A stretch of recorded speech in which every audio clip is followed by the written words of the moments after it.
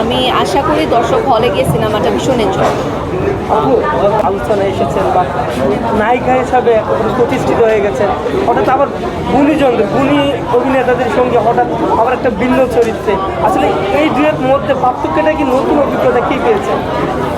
আমি সবসময় মনে করি যে একজন অ্যাক্টর হিসাবে আমার কাজ হচ্ছে ভিন্ন ভিন্ন জনরা, ভিন্ন ভিন্ন ক্যারেক্টার এক্সপ্লোর করা।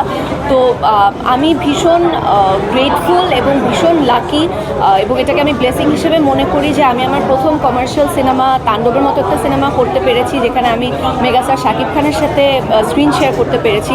সেটার কারণে আসলে আমি অনেক কনফিডেন্স পেয়েছি যে শাকিব ভাইও আমাকে খুবই ইন্সপায়ার করেছে যে মানে ফিল্মে মনোযোগী হতে।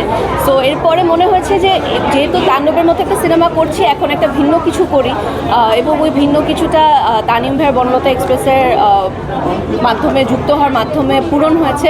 সো আই হোপ এভাবে করেই আমার পরের সিনেমাটা আরও ডিফারেন্ট কিছু হবে এবং ভিন্ন ভিন্ন চরিত্র আমি করতে পারবো।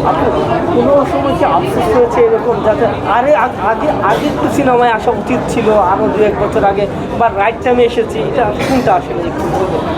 সত্যি কথা বলতে হ্যাঁ, একটু আফসোস হয়েছে যে হয়তো আরও আগে আসতে পারতাম। তবে আমি যখনই এসেছি, অডিয়েন্স যে পরিমাণ আমাকে ভালোবাসা দিয়েছে, আমার সহকর্মীরা আমাকে যে পরিমাণ সাপোর্ট দিয়েছে, আমার মনে হয় আসলে যা হয় নিশ্চয়ই ভালোর জন্যই হয়।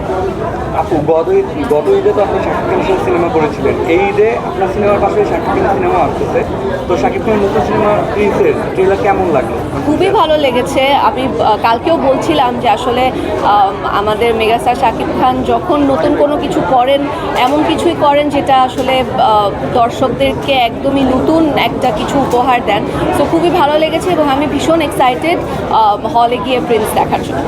ঈদের সিনেমায় বনলতা এক্সপ্রেস আর প্রিন্স আরও অন্যান্য সিনেমাগুলো আছে, আপনি আপনার সিনেমা বাদে কোন সিনেমাটা প্রথমে দেখবেন? আমি হ্যাঁ, প্রথমে বনলতা এক্সপ্রেসের পরে আমার ইচ্ছা আছে প্রিন্স দেখার, এবং এরপরে মানে ক্রমাগতভাবে রাক্ষস, দম, প্রেশার কুকার, তাছাড়া বাকি যদি কোনো নাম মিস হয়ে থাকে সরি, বাট যেই সিনেমাগুলো আসে আমার ইচ্ছা আছে সবগুলো সিনেমাই হলে গিয়ে দেখি। আপনার তো সিয়াম ভাইয়ের সাথে অনেকগুলো কাজ করা হয়েছে নাটকে, তো সিয়াম ভাইয়ের যে সিনেমা আসতে রাক্ষস, সিয়াম ভাইয়ের কিছু বলার আছে? সিয়াম আমার খুবই ভালো বন্ধু এবং আমি ভীষণ প্রাউড যখন আমি দেখি ওর জার্নিটা খুবই ইন্সপায়ারিং। সো আমার বেস্ট উইশেস সবসময় থাকবে সিয়ামের জন্য। আই হোপ এই সিনেমাটাও খুবই ভালো হবে। আপনার হিসেবে দম আসতেছে আলফা এরি থেকে, তো দম নিয়ে কিছু বলার আছে কিনা? হ্যাঁ, দমের সব থেকে মজার ব্যাপার হলো দমের যিনি পরিচালক রেদওয়ান রনি, ওনার মাধ্যমেই আসলে আমার ছোট পর্দার জার্নিটা শুরু হয়েছে 2014 সালে ইউটার্ন টেলিফিল্মের মাধ্যমে। সো অবশ্যই আমার বেস্ট উইশেস থাকবে রনি এবং পুরো টিমের জন্য, কারণ ও অনেক দীর্ঘদিন পরে আসলে সিনেমা ডিরেকশন দিচ্ছে।